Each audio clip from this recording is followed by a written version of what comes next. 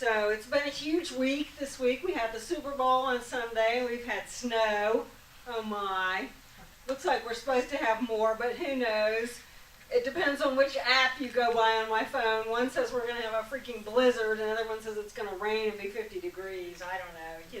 Nobody can agree, I guess. I'm not sure where they're getting their information, but it's pretty funny. Tuesday was Fat Tuesday, and Mardi Gras went on down in New Orleans. And then, of course, today we've got Valentine's Day, right? And there's just all kinds of things happening this time of year, all kinds of wonderful things to celebrate. And I know that all of you know that you will remember that what it is that makes things very important, when we celebrate any holy day. It's because in the end we're celebrating good. We're celebrating something good. If it's your birthday, we're celebrating you. If it's Christmas, we're celebrating, what we consider in the Christian teaching the blessing of Jesus and all of that, okay? If you believe Christian mythology and you're up to believing that or not, it's totally up to you, okay? But we just find so many wonderful things to celebrate. And we know that when we hold good up and we recognize it, what happens? It exponentiates, doesn't it? It magnifies it. It increases it. It sends it out there in the world and helps us share it and helps us bring it all the way around. So many here may not know that the roots of today's holiday, Valentine's Day, come from one of the very earliest holy days recognized in ancient Rome. From February the 13th through the 15th in ancient Rome, the citizens there celebrated a thing called Lupercalia. Now, as near as I can decipher, and you're welcome to do your own research here, Lupercalia had two main, components. One was that they celebrated fertility, and the other was about protecting oneself from wolves. Okay, that's what I found out. It's believed that as a part of this holiday in ancient Rome, men walked around striking each other with strips of animal hide. If you think that's weird, listen to this. The gals all lined up to experience the strike because it was believed that that would make them fertile. I'm like, we are a strange species, Where do we get some of this, okay? I don't know, And there's there's a lot about life that makes a whole lot of sense to me, even when it seems crazy. But that, no, when I, read that, I was like, really, okay? I don't know. Of course, we know, too, that our mainstream Christian friends are moving into, or started this week, a season that is called Lent. Lent is a period preceding Easter, and in traditional religious teachings, it's often recognized by giving up something, by fasting, by abstinence from something, and by penitence in recognition of the time that Jesus supposedly went out in the wilderness and fasted. Here in our current mainstream churches, Lent runs from Ash Wednesday until Holy Saturday. Therefore, it encompasses 40 weekdays. And that's kind of an interesting number. If you do some research on the Bible and 40, and particularly the metaphysical Bible, wow, there's a lot of interesting stuff around numbers, and especially the number 40. Historically, Lent came into practice sometime after the Council of Nicaea. And we don't get too deeply into Christian teaching here, but if you have a background in that, you will know that the Council of Nicaea came about 320 years after the death of Jesus, and that it was bishops, okay, it was the heads of the church coming together, and part of what happened as a result of that is that they removed certain doctrines, certain teachings and gospels. One of the things that's been taken out and is no longer present in today's holy Christian scripture is the Gospel of Thomas, which to me is an amazing piece of writing. I can't say that I've had the opportunity to really take it all in, but it's incredibly potent to me. The one thing I can share with you from the Gospel of Thomas that is so my truth is a statement where he tells us that if we bring forth that which lives within us, it will save us. And if we don't bring forth that which lives within us, it will basically be our ending. And for me, that has been so true. I just can't, I can't imagine not heeding the call. It's not a call, it's more like a shove in the posterior or something. But at any rate, the real interesting part was Lent came as a result of the Council of Nicaea, so that people would have a committed structure during which they would be repentant and would feel bad and feel guilty. And I grew up in the Catholic Church, and I have a master's degree or more in guilt and shame. It's just phenomenal how that, I don't have a lot of remorse or disgust about that or disassociation with it anymore. But, back when I lived it, it was a pretty interesting and painful thing. So, they thought up Lent to make people, pay, basically, for their, quote, sins.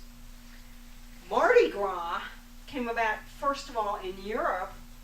And here's the deal. It was the party because they knew they were going to have to pay later.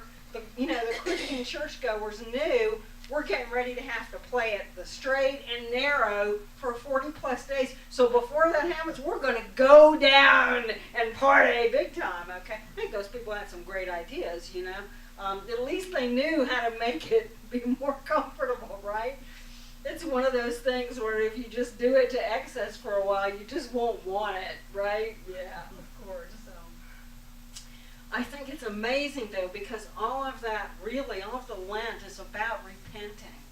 And if you look at the history of that word, the origins of it essentially mean not to feel bad for your, quote, sins. Repent means to think differently. According to Michael Beckwith, the minister of the largest Science of Mind church in the world, and I'll take his word for it, he's a pretty renowned scholar in our teaching. If we look at Lent in those eyes and from a new thought, Science of Mind perspective, it's kind of fun to take the letters L-E-N-T and make an acronym. Let's eliminate negative thinking. So in that way, we're doing our own repenting, only not through the vehicle of shame and remorse. We're just recognizing what Christian Science would have termed an error in thought and changing direction. Okay? I saw a Facebook cartoon of a duck sitting on an airplane window, and you can tell from the background that the airplane's about 30,000 feet off the ground, and the thing was write a caption for this. So my suggestion was, was that last exit the one I missed? Was that for Cincinnati?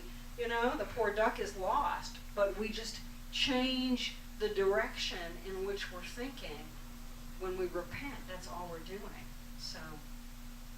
So we know that it is easy to change our thinking just by doing it one thought at a time. I started on this journey many years ago, and I still have thoughts that would make your hair stand on end, okay? Or not, I don't know. It makes me kind of horrified. Then I always remember that one of my favorite ministers once did a talk on it's really the second thought that counts. Because most of the time we have a thought, and it might not be that one we really want to walk with, that we want to kind of embrace. So we change it to something that is more true, aligns more completely with our truth, and walk with that. And I like that idea. I think that's a pretty good one. We know that as we eliminate one negative thought at a time, we create a situation within ourselves where what is reflected out here gets better, gets gooder, and more complete, and more like what we want, because the source from which it's reflected is more complete. I love what you read, Stacy, about loving ourselves. I was thinking about that. Do we look in the mirror and only love ourselves when we're all made up and we look good? Or do we look in the mirror when our face is all blotchy and, maybe we've got like a case of the dry heaps, too much of that Mardi Gras stuff, I know, or something. Do we love ourselves even then? And that's the important question. That's where love really has to start, is at that point. One of the best ways that we can let go of negative thinking from our lives is to simply turn and face another direction. And Ernest Holmes got that in this teaching. That's really, in a nutshell, what Science of Mind is all about, is to just walk the other way, is to turn the cheek and grab a hold of something that supports us. When we do that, what we are doing is attending only to the good, or we could say even to the God that we see around us.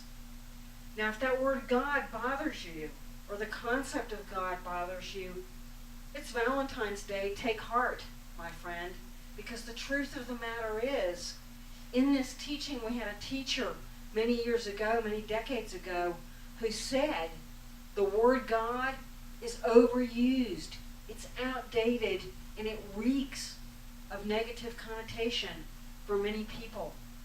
That woman was known as the teacher of teachers. Her name was Emma Curtis Hopkins.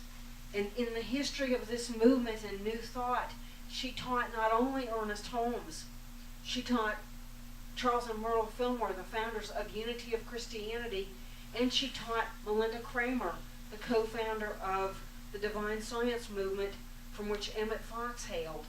Okay? She was literally someone who moved around the world and taught something like 50,000 people in her lifetime, an amazing number. She told us, if that word doesn't work for you, simply choose the word good instead. And I love it. This morning, singing our I Release and I Let Go song, for a while I was changing the word God to good, and I like it even better than I like it with God in it. It's pretty sweet. So, today we're going to do what Emma suggests. In recognition of Valentine's Day, we're going to take her advice and we're going to consider ways in which we can each be a love activist. And these suggestions in part come from the author Alice Walker, who wrote The Color Purple. I'm sure many of you read that many years ago. If you want to know more about what Alice tells us about being a love activist, you can go online and Google her and put in 7 simple steps to being a love activist. I didn't include everything she says here.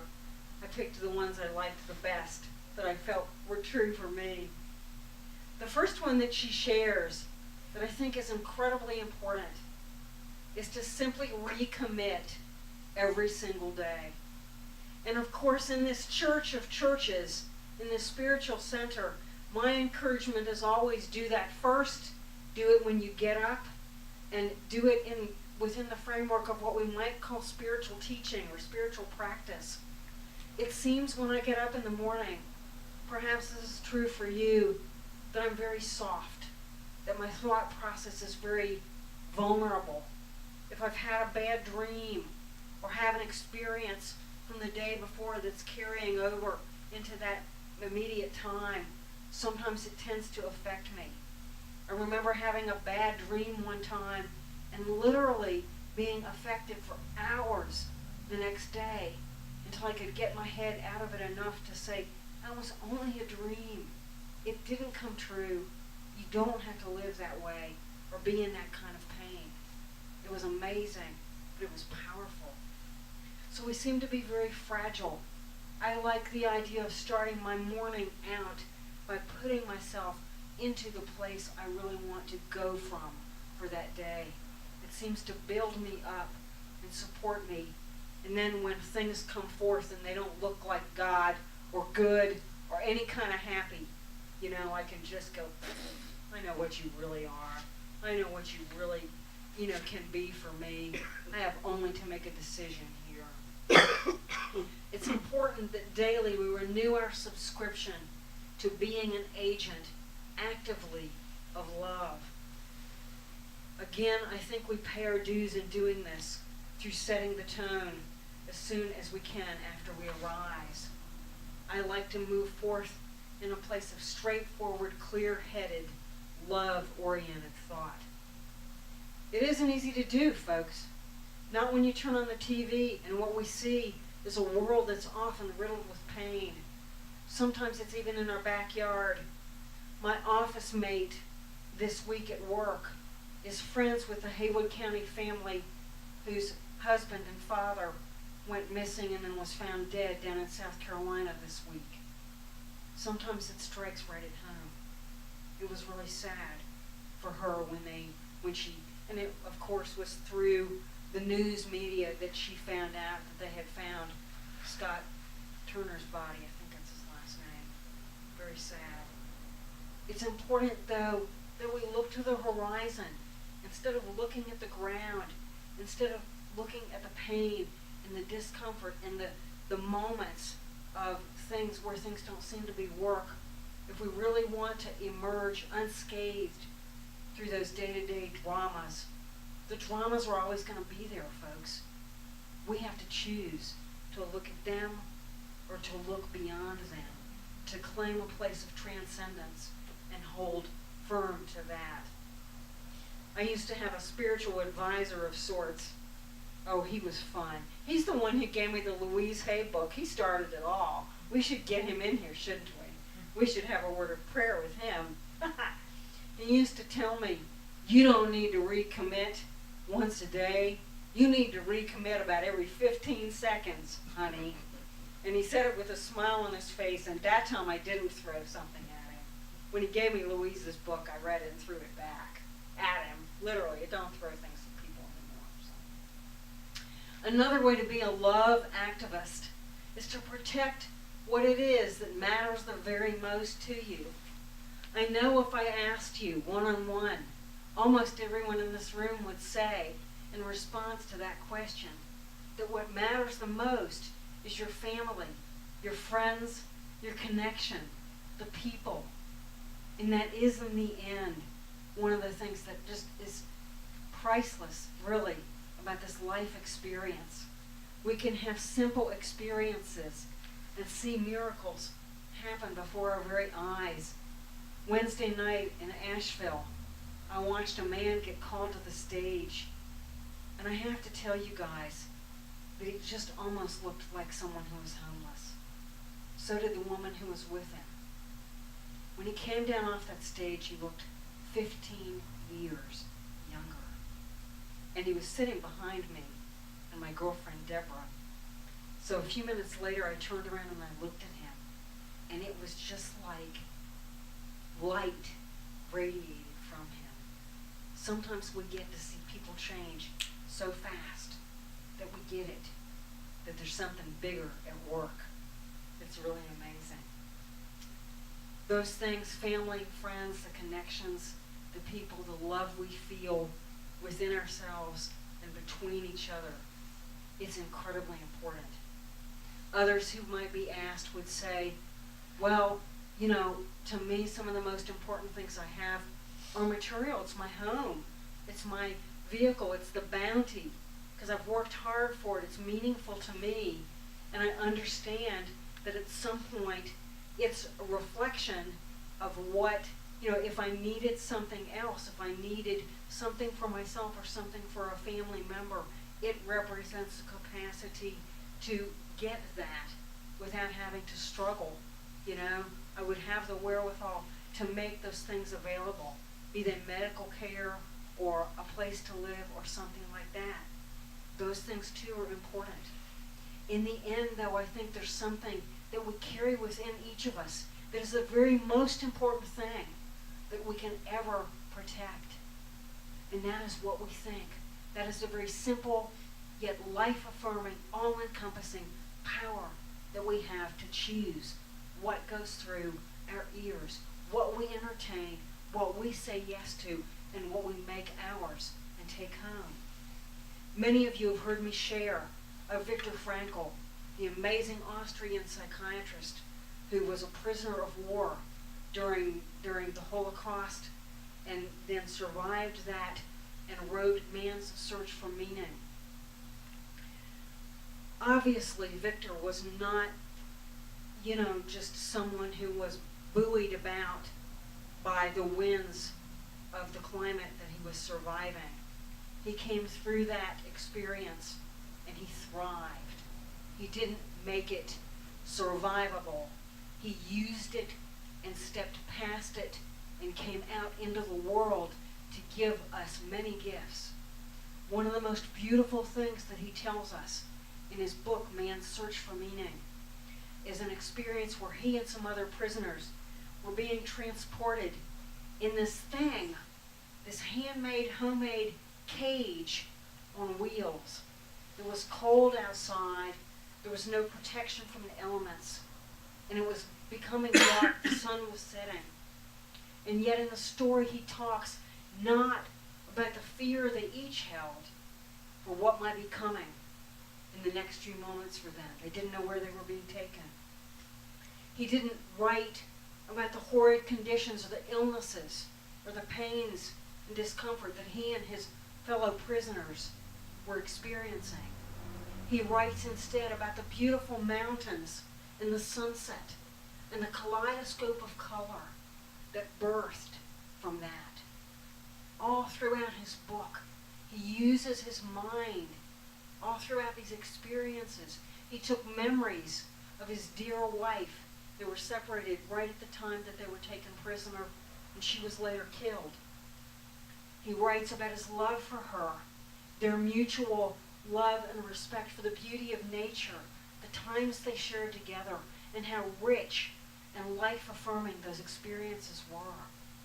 Those memories held him in his wholeness through a time so tragic no human should ever experience them. They carried him forth. If he can do that, we can do anything. Be clear on what it is you allow to live between your ears. It's all powerful in creating your world. A third suggestion from Alice Walker is to embrace our joy. Ernest Holmes, the founder of Science of Mind, got it right. He said, love is the grandest healing and drawing power on the earth.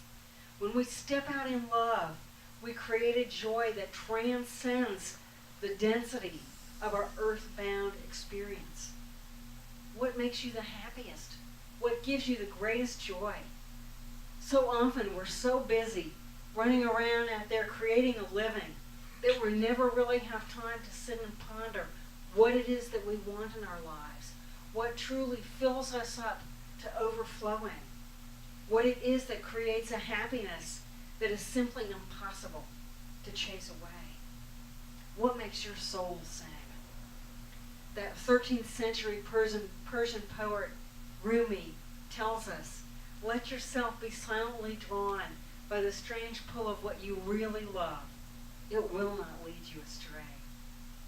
When we allow ourselves to respond to the call of what our souls are speaking to us, we give the world the best Valentine ever, whether it's in February or whether it's in August. For this is our love, our non-judgmental, our unconditional love. It's huge. And those things that make us happy, they don't have to be big things. They might be very small indeed. In fact, one of the richest experiences we might have is filling a bird feeder or letting somebody merge in front of us in traffic, especially if we're in a hurry. I can't tell you how good it felt to live that this morning. I was at McDonald's and I was in a hurry. What's new on Sunday morning, huh? I had gotten my little biscuit and I was chugging on around the building and going to pull out there on the side and come on down here. And this person pulls in and they're kind of ambling along and I'm thinking, that first thought, live your stuff, live your truth. And so I went, well, they got in front of me and they slowed down even more. And I'm like, that ain't exactly what I meant, but I'm here, right? And you know what? It made me live my truth because I really do believe that we can collapse time. I do. Have you ever had such a wonderful experience that hours went by and it seemed like moments? Have you ever been doing something you hated? Maybe you're at work. No, I wouldn't say that, would I? Okay. And the clock just will not move. We collapse time every day. Yeah. By simply loving or not whatever it is we're doing. I love it. Living and acting in ways that line us up with our beliefs enrich our moments those moments set our days on fire. When we lay our heads down at night, they make them worth living. We go to sleep with a smile on our face, and I defy anything that would come in and try to take that away. And you know, doing something little might not be meaningful to you, but think about that food you put in the bird feeder. All those birds just got blessed. You might have made the difference between them continuing to fly and not. We don't know. We never know when we offer a smile to someone. It could just be one of the last things they see. Sometimes it's simply our love released that changes the mind of someone who's really ready to just give up. We can ask, what is it? What is it that I can bring this day to this world that will make it a happier place? That will make it a more united experience for every one of us. There's so much love in this world. Greg Tamblyn tells us that in his song, doesn't he? There's a story that I found this weekend that I want to share with you. And it's okay, it's true. I checked it out on Snopes. It really happened. And yes, it did come from Facebook. But, you know, it's not the evil of all evils. So, this is a story about 9/11. And it's a story that shines, for me, so brightly with love that it takes down the situation, the horrors that are a reality of that tragedy. It's a story about a little town called Gander, Newfoundland. And it's a story that was told by a Delta Airlines flight crew member. This particular flight on September 11th left Frankfurt heading for the United States. And about 5 hours out over the ocean, all of a sudden, the pilots got the message: find the nearest airport, set down, get out of the air. All United States airports have been closed. All continental United States airports have been closed. They didn't know what was happening, but they were told, get out of the air. So they looked and they realized that the closest airport to them was about 400 miles back at Gander, Newfoundland. They got permission to land the airplane there, and they set down in Gander. A piece of history about that town is that it came about in the 1930s as a northernmost point in Canada to become a major site for refueling for transatlantic flights. Okay? It was big during the war, and then the population receded tremendously after that. At the time of 9/11, there were about 10,500 people living in Gander. On 9/11, some 39 flights set down at the Gander airport. Most of those passengers were maintained on the airplanes for like 24 hours. They became frustrated. Nobody knew what was happening. They didn't know. I don't know if any of you ever remember Lockerbie, but I'm sure people stuck in those airplanes were thinking, oh my God, it's another Lockerbie. Okay, Lockerbie, however you say that word. It was really an amazing experience. Slowly they were allowed to get off the planes. Slowly the news came that the Twin Towers in New York had been bombed, that the Pentagon had been hit, that there was a major world situation, crisis evolving. So here's what the flight attendant says, and you can find this online. When you've got a box of Kleenex in a moment and you really want to get it, that love is a power stronger than anything, stronger than everything, read it, okay? Because she writes a beautiful story. This is a component of that. Here says the flight attendant, Gander and the surrounding communities closed their high schools, their meeting halls, their lodges, and other large gathering places. They converted these facilities to mass lodging for stranded travelers. There were, by the way, some 6,579 visitors to this area. Some areas, some facilities had cots set up. Some had mats with sleeping bags and pillows. The high school students were required to volunteer their time to take care of the guests. I personally find that hilarious. Our 218 passengers ended up in Lewisport, about 45 kilometers from Gander, where they were put up in a high school. If women chose to be in a woman-only facility, that was arranged. Families were kept together. Elderly passengers were taken into private homes so they could be cared for on a one-on-one basis. One young lady was 33 weeks pregnant. She was hosteled.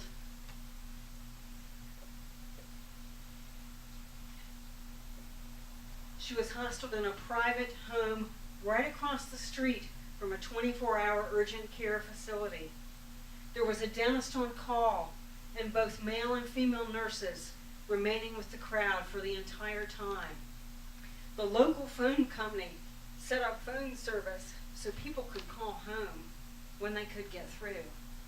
Internet connections were made available to the stranded passengers.